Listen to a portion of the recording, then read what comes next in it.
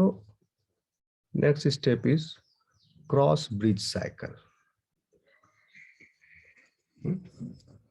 In this, actin molecule glides over the myosin.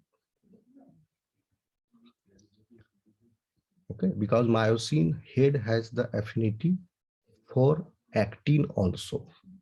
I have already told you myosin head, which is made up of 2 light chains attached to 1 heavy chain,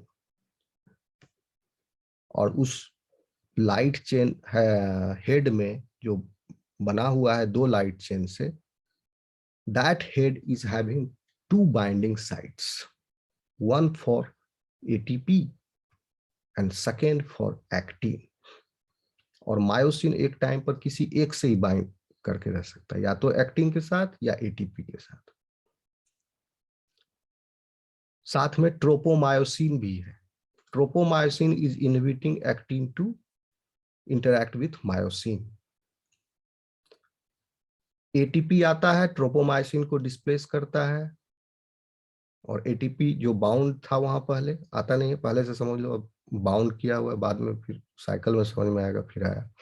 bound था myosin head से, वो break down हुआ, तो now that head will bind to actin.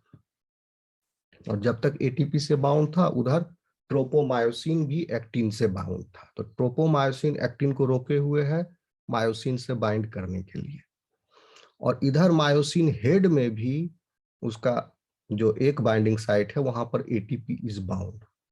तो head एक time पर किसी एक के साथ ही बाउंड रह सकते, या तो एटीपी के साथ या एक्टिन के साथ। तो इस तरह से एक्टिन के साथ संबंध जो है मायोसिन का रुका हुआ है, नहीं हो रहा है bind in the relaxed state. ये भी हम बताएंगे आपको, थोड़ा देर रुक जाओ, पहले ये खत्म कर ले। इसमें अभी क्या सब तो बता ही दिए, एक चीज रह गया, अब ये कब तक कैल्शियम बाहर आते रहेगा सार्कोप्लाज्मिक रेटिकुलम से? कितना भरा है, कोई अथाह भंडार तो है नहीं, इसमें खत्म हो जाएगा थोड़ी देर में, है ना? तो ये जब खत्म हो जाएगा, ओके, तो फिर इसके अंदर अगले साइकिल के लिए, कॉन्ट्रैक्शन साइकिल के लिए कैल्शियम अवेलेबल भी नहीं होगा, तो मसल जो है एग्जॉस्ट हो जाएगा। ठीक, तो इसमें वापस कैल्शियम को पैक करने के लिए, भेजने के लिए, और ये नॉर्मल भी है कि सार्कोप्लाज्म में जब तक कैल्शियम का कंसंट्रेशन हाई रहेगा, कॉन्ट्रैक्शन होते रहेगा। और ये पैथोलॉजिकल सिचुएशन है, टेटनस नाम सुने होंगे, कैल्शियम जो है हाई रह जाएगा और ये लिथल हो जाता है। तो ये भी बहुत जरूरी है, कैल्शियम को वापस भेजा जाए एंडोप्लाज्म में, एंडोप्लाज्मिक रेटिकुलम में, ताकि मसल रिलैक्स हो।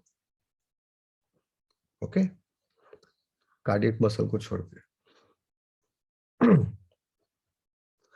तो there is a presence of one sarcoendoplasmic reticulum ATPase, sarcoendoplasmic reticulum ATPase, ठीक है ना? Reticulum calcium ATPase, calcium ATPase sir का पूरा नाम लिख लोगे तो सार्को एंडोप्लाज्मिक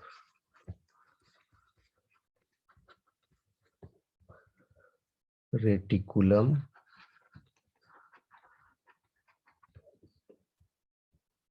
कैल्शियम ATPase, ये एंजाइम है। Okay, and this enzyme actively pumps calcium back into the sarcoplasmic reticulum, actively pumps, और ATPase भी है। एक्टिवली मीन्स एनर्जी खर्च करके, इतना जरूरी है कि एनर्जी खर्च करके भी इसको पंप करता है back into the Sarco endoplasmic reticulum. समझ में आ रहा है स्टूडेंट? Yes sir. तो अब क्या होगा, जब ये एक्टिवली जैसे ही सेंस कर लिया कैल्शियम आ रहा है, बढ़ रहा है कंसंट्रेशन, तो इधर से स्पार्क भी हो रहा है और ये पीछे से फेंक भी रहा है, उपच भी रहा है। ठीक है, साइकिल ये फेंक भी रहा है, ये उपच भी रहा है, इसको वापिस भेज रहा है। तो जब मान लो कि इधर से सिग्नल आना बंद हो गया, डिपोलराइजेशन होना बंद हो गया, तो इधर से कैल्शियम का आउटफ्लक्स बंद हो जाएगा आना, और ये कंटिन्यूअसली उपजते जाएगा। तो धीरे धीरे क्या होगा, ये खाली हो जाएगा कैल्शियम से, फिर खाली हो जाएगा और सारा कैल्शियम पहुंच जाएगा सार्कोप्लाज्मिक रेटिकुलम में, क्योंकि ये एक्टिवली कर रहा है, एटीपी खर्च कर, पैसिवली नहीं कर रहा है। ओके। और अगर कंटिन्यूड है कैल्शियम स्पार्क तो कंटिन्यूड रहेगा, कंटिन्यूड है calcium, calcium is always available for troponin C, तो ट्रोपोनिन सी के लिए अवेलेबल है कैल्शियम, और एटीपी भी अवेलेबल है, muscle will keep on contracting.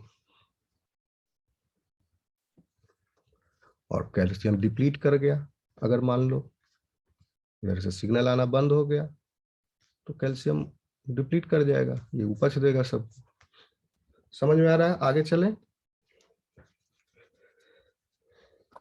Yes sir.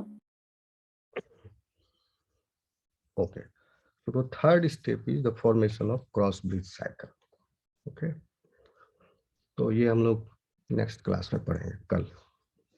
ठीक, आज थोड़ा सा हमको कुछ करना है, डिपार्टमेंट का काम। सॉरी, एक सेकंड।